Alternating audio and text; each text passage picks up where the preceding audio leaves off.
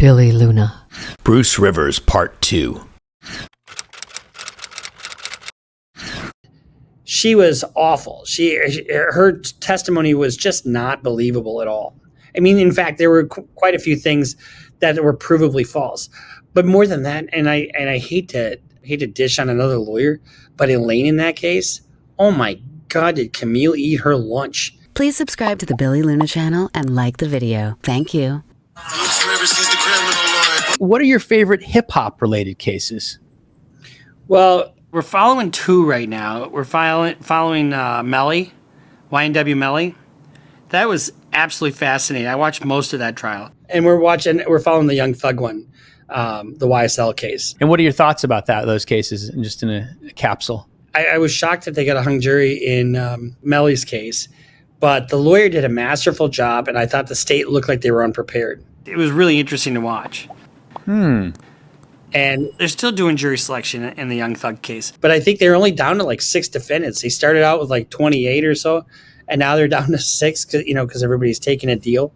And so I think ultimately it'll just be a couple people at the end of the line. And I can't imagine that he's going to be acquitted. I hope he is, but I mean, I can't imagine he's going to be acquitted. What's your prediction? I think he's going to be convicted, 100%. Convicted. And what do you think he might? What is he looking at? Life.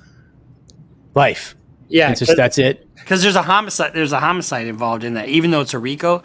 The underlying statute is you have the RICO statute, which is a general statute, but then the underlying crime within the RICO is a homicide.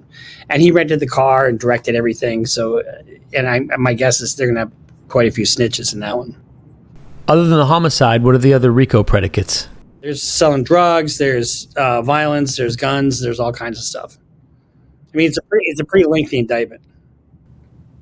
Okay, interesting. Now, you have a sobriquet, a nickname, Blicky Bruce.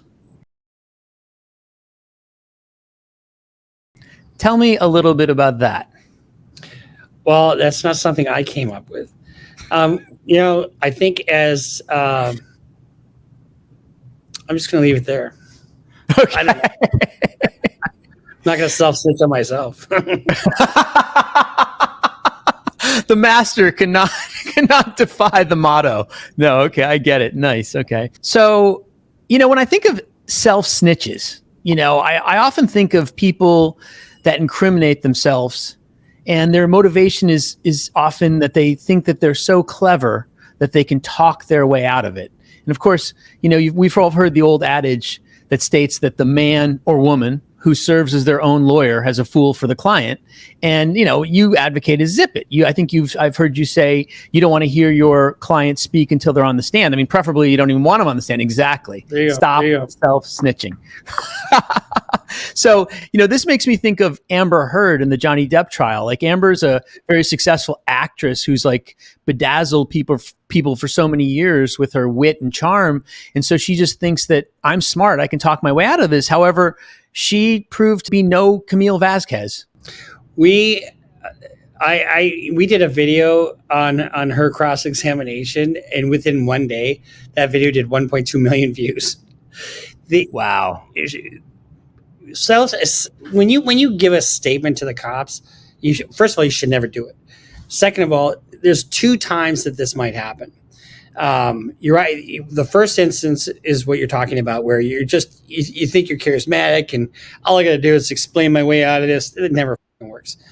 And then the second thing is people are scared and submit to authority. That's probably the latter is probably the more likely scenario, because we trust cops, and they're an authoritative figure. You get pulled over, your heart's pounding, whether or not you got anything in the car. It is impressive when you see how many people do that, honestly, because there are cases that I have where I could win it, but, they give their own statement first, whereas if they don't, we could formulate some other defense. But Amber Heard, that was a class. First of all, she didn't have the ability to not testify in that case.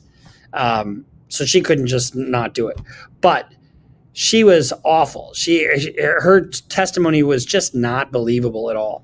I mean, in fact, there were quite a few things that were provably false. But more than that, and I don't hate to dish on another lawyer, but Elaine in that case, oh my God, did Camille eat her lunch? Oh, when I was watching that, I was starting to feel really bad for Elaine because you're leading, objection sustained, objection, foundation. I'm trying here, Judge. I'm trying.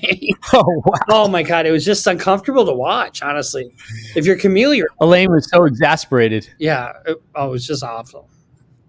Yeah, that was painful, but interesting. Definitely a fascinating case. What do you think some of the most well-known cases of self-snitching are?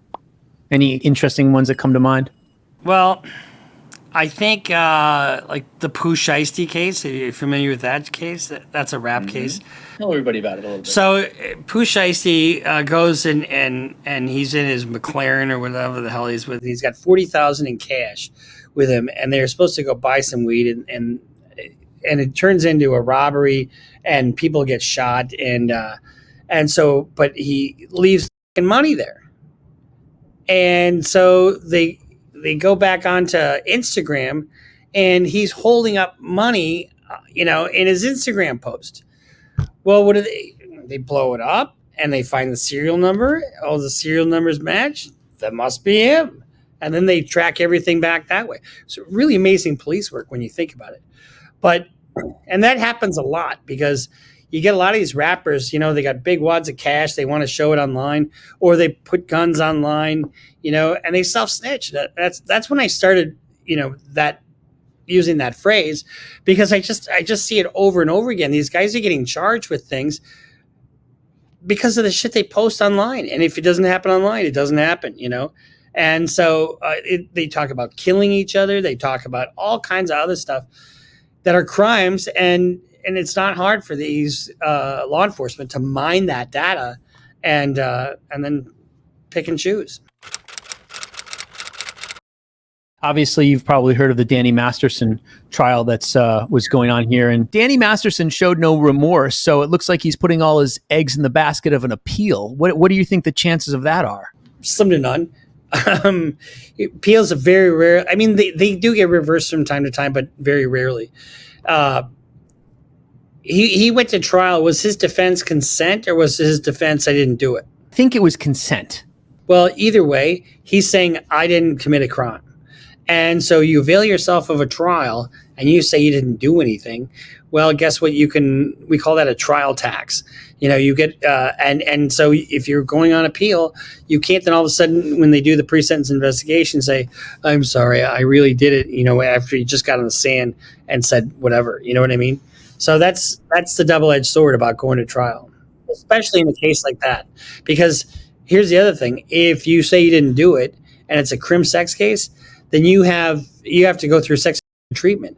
And if you never admit to it, then you can never generally complete sex treatment. And so you're going to be at odds with the system.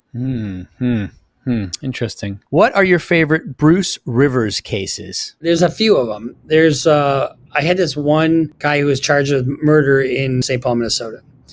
And the allegation was he handed a gun to his cousin and said, go air the place out. Bruce Rivers Part 3 coming soon. Link will be in the comments and description and on the end screen. A link to Part 1 is in those places now. Billy Luna. This is Victoria Luna. Don't forget to subscribe to the channel, like the videos, and share with your mates on social media. Check out these awesome videos now. Ciao.